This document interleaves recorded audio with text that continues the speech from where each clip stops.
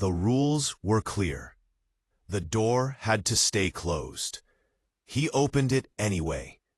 At 1:42 a.m., the lobby clock ticked louder than it should have. Night shifts always stretched time.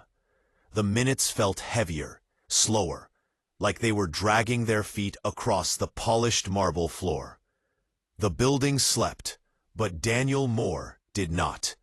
Daniel sat behind the security desk, shoulders slightly hunched, staring at a bank of monitors that showed nothing happening in 12 different angles. Glass doors, empty elevators, a parking garage that echoed only when a car passed, somewhere far below. 49 years old, divorced, 2 daughters who used to call every night, until life moved on without him. The night shift paid better. That was the reason, he told himself. Behind him, taped neatly to the wall, were the rules. No visitors after 10 p.m. No exceptions. Security is not a help desk. Daniel had enforced those rules for 6 years without incident. Until tonight. At first, he didn't recognize the sound. It blended with the hum of the air vents and the distant whir of elevators resetting. But then it came again. Sharper this time. Crying. Daniel stood slowly, joints protesting as he walked toward the glass entrance.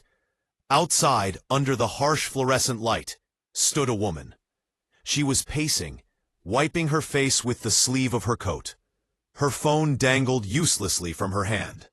When she noticed Daniel, she stepped closer to the door, eyes wide with something that wasn't just fear. It was urgency. Daniel didn't open the door. He spoke through the glass. "Ma'am, the building's closed." She nodded quickly, as if she expected that answer. "I know," she said. "I just need to make one phone call." Daniel glanced up at the security camera above the door. The red light blinked steadily. Rules existed for a reason. He'd learned that the hard way years ago, back when he was still new to security work. One favor led to another. One exception turned into blame. He'd been written up once for letting a delivery driver in early. Never again. "I can't help you," he said calmly. "Those are the rules." She swallowed. "Please, my phone is dead. I don't need to stay." Daniel hesitated. He noticed her hands shaking.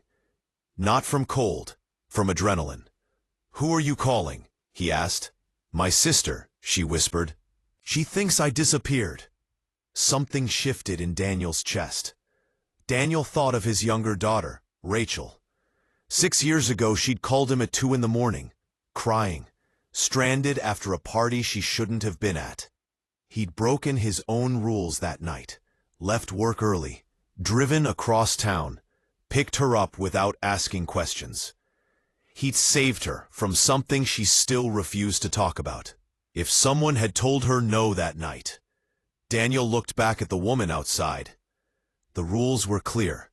The door had to stay closed. His hand moved anyway. The lock clicked. The woman stepped inside quickly, as if afraid the door might change its mind. Daniel handed her the desk phone. She dialed from memory. "It's me," she said into the receiver, voice cracking. "I'm okay. I'm safe." Daniel turned his back slightly, giving her privacy he wasn't required to give. When she hung up, she rested her forehead against the counter and exhaled.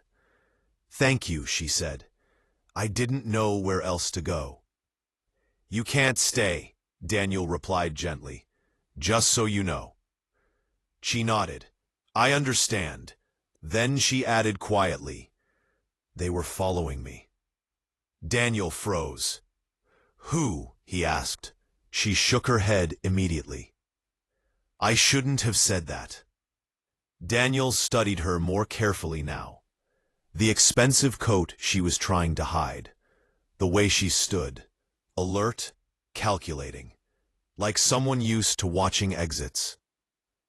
"You need to leave," he said. "Now." She didn't argue, but before she reached the door, she turned back. "You did the right thing," she said. "Even if it costs you." Those words stayed with him long after she disappeared into the night.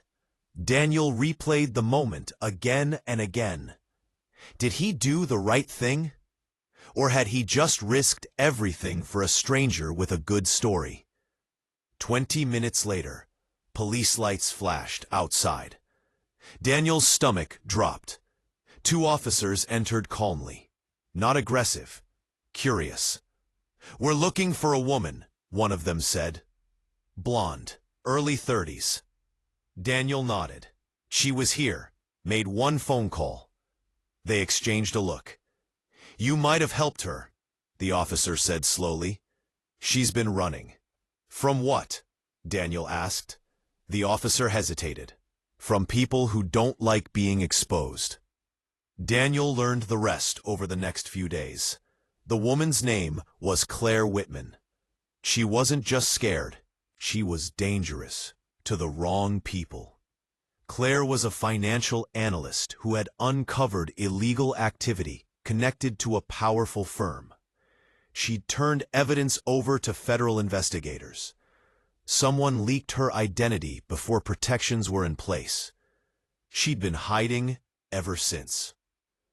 Daniel recognized her immediately when the news broke. Same coat, same eyes. Daniel was suspended. Policy violation. No paycheck. No certainty. At home, he sat alone, watching the same news coverage on repeat, wondering if morality paid bills. For the first time in years, he doubted himself. A week later, Daniel was called into the office. He expected termination. Instead, he was reinstated. With a commendation. His supervisor added reluctantly, "You used judgment." Daniel exhaled for the first time in days. The letter arrived without warning. No return address. Just a single sentence written neatly. "Thank you for opening the door when it mattered. C." Daniel folded it carefully. Weeks later, Daniel sat behind the same desk. Same rules, same doors. But he understood something now. Rules protect systems. Judgment protects people. The rules were clear. But sometimes the right thing isn't. And sometimes opening a door for one phone call is the difference between silence and justice.